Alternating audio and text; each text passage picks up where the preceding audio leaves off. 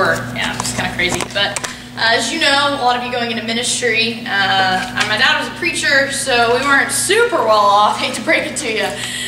We weren't absolutely loaded by any means, and we didn't have a ton of super nice clothes or anything, but something that was a priority for my parents and my family and my 3 older sisters was family vacation every year. Family vacation was huge. Once a week, we all dedicated time. We wouldn't go to our practices. Dad would take a Sunday off. Mom would get off work, and we went to the beach for a week, and it was great.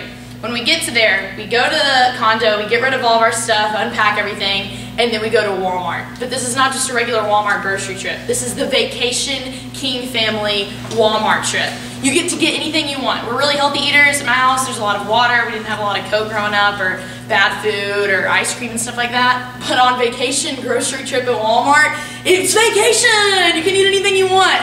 I remember pulling like buckets and sand things, like to play with in the sand, and pulling them out and saying, "Dad, like, can we get these?" And he's like, "It's vacation, yeah!"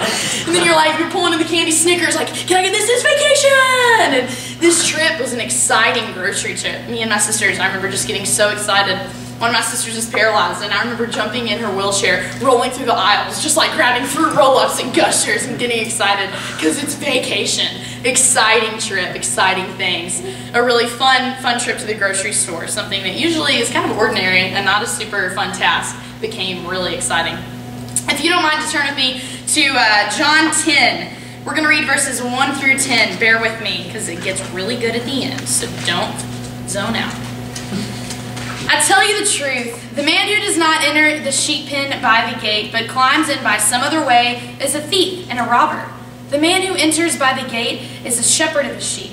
The watchman opens the gate for him, and the sheep listen to his voice. He calls his own sheep by name and leads them out when he has brought it all out of his own. He goes on ahead of them, and his sheep follow him because they know his voice. They will never follow a stranger. In fact, they will run away from him because they do not recognize a stranger's voice. Jesus used this figure of speech, but they didn't understand what he was telling him. Therefore, he tried again. He's about to shoot really straight with him here. He's going to get really real. Here we go. I tell you the truth. I am the gate for the sheep.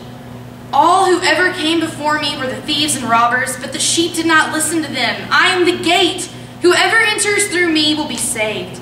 He will come in and go out and find pasture. The thief comes only to steal and kill and destroy, but I, Jesus, have come that they may have life and have it to the full, a bigger and a better life. John 10:10 has always been one of my favorite verses, and it has been something that has tried to shape the way that I live. When I think of bigger and better, some of you who have younger siblings or who have nieces or nephews might have heard the song by Ashley Tisdale from High School Musical that goes, "Bigger is better, and better is bigger. A little bit is never enough." And she goes on. It's all about fame and fortune, but I think of that song and that a little bit is never enough. I think of a little bit is never enough of Jesus. Like, just a little taste of it isn't enough. We want more.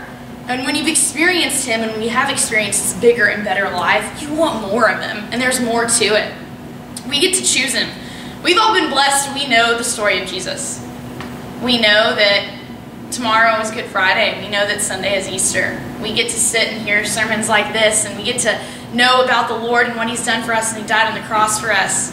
What a blessing it is to know. But we now get to choose to live with him daily. We get to choose for him to live inside of us. Once you know him and live with him, you want more. Once you serve him, you want to serve for longer. Once you've experienced loving people with his love or experiencing his love through other people, you want more because there's more to life now. There's so much more than just experiencing this Jesus in this church pew, but actually living it and actually getting to experience this bigger and this better life. I want to highlight verse 9 as well. I am the gate. Whoever enters through me will be saved. He will come in and go out and find pasture. I'm not just saying that a life with Jesus is happiness and rainbows and nothing will ever go wrong in your life once you get baptized and choose him. That would be really simple. But no. A life in Jesus isn't just easy, and there are going to be bad days. And there are going to be days when you're walking through the pasture that, to be honest, aren't going to be fun. But a life in Jesus, there is more. There's so much more. And you've already made the choice to receive him, but now you get to live with him. I think of Mary Poppins, which y'all can probably dog on me for this because y'all know my obsession with Disney.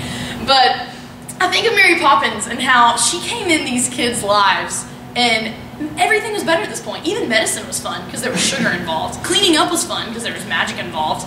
And then she left. But their lives were still different, and their lives were still fun, and things were still great because they had experienced it, and they got to choose to remember the times that they were spent with her. And so I kind of think of sometimes like the droughts and the bad days of when Mary Poppins isn't there. But Jesus is still there with us. I'm not saying that Mary Poppins is Jesus. Jesus is 10 times better than Mary Poppins, although he would have been a really great babysitter, I'm sure. But when he does leave, we have those memories of him because he still lives inside of us. And we might not be in the moment where things are really great, but in those moments of sadness, he's still with us and he's still living inside of us. I feel like with Jesus, every single trip to the grocery store is vacation.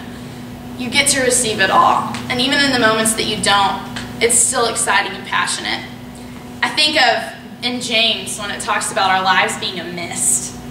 And that comes from, my father can coin this phrase, he says making the most of the mist. Making the most of this life in Jesus. Today I wear a bracelet. It says, your life is made of 2 dates and a dash. Make the most of the dash. And that reminds me of my father's clever phrase of making the most of the mist. What are you going to do with today? What are you going to do with tomorrow? You've experienced Jesus' love. I know that you have.